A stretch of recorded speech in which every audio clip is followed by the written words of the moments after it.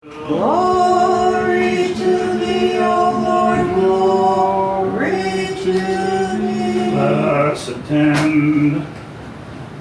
At that time, Jesus came from Galilee to the Jordan to John to be baptized by him.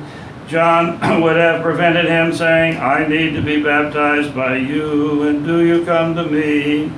Jesus answered him, Let it be so now, for this is fitting for us to fulfill all righteousness.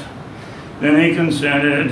When Jesus was baptized, he went up immediately from the water, and behold, the heavens were open, and he saw the Spirit of God descending like a dove and alighting on him. And lo, a voice came from heaven saying, This is my beloved Son, with whom I am well pleased. Glory to thee, O Lord, glory to thee. Please be seated.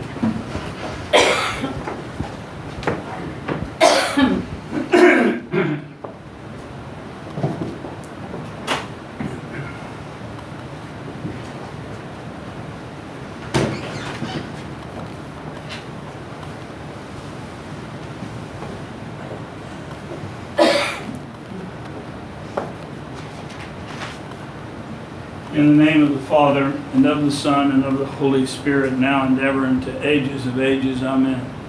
To say John the Baptist was freaked out when Jesus showed up at the Jordan and asked to be baptized, because John recognized Jesus as the Messiah, the Christ. And the baptism was for sinners who came and confessed to John and were cleansed in the waters of the Jordan. But Jesus, as the Messiah, had no sins. And so there is something about this that is contradictory in terms of him asking to go through this baptism procedure, which was for the washing and cleansing of sins. But Jesus responded to him in a commanding voice, Let it be so for now, for this will fulfill all righteousness. And of course, what Jesus knew is that in that moment of baptism, for the first time, the Trinity would be disclosed. And when it says he saw the heavens open and a dove descending, that's John the Baptist who saw that. And what he saw was the Holy Spirit descending as a dove, and he heard the voice of the Father saying, This is my Son with whom I am well pleased. And it discloses for us the first time the nature of God in the three persons, the Father, Son, and Holy Spirit. And it demarks the beginning.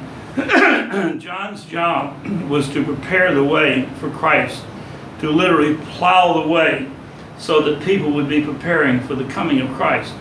And by Jesus going through that experience and John seeing the Trinity, it opened the hearts of those first disciples who would be exposed to Jesus at the baptism.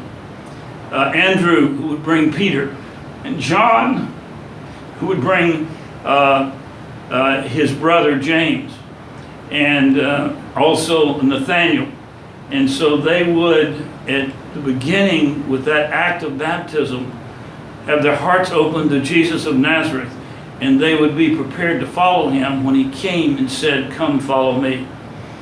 The other thing that is true is that in the issue of the baptism, Jesus sanctifies the waters. It is the beginning of restoration of the cosmos and planet Earth to the pristine beauty of its original creation. By his being baptized in the waters and rising from the waters, he sanctifies the waters for us forever. Okay? And so we have all been baptized, following the sanctification of baptism as the beginning of our theosis journey in Christ.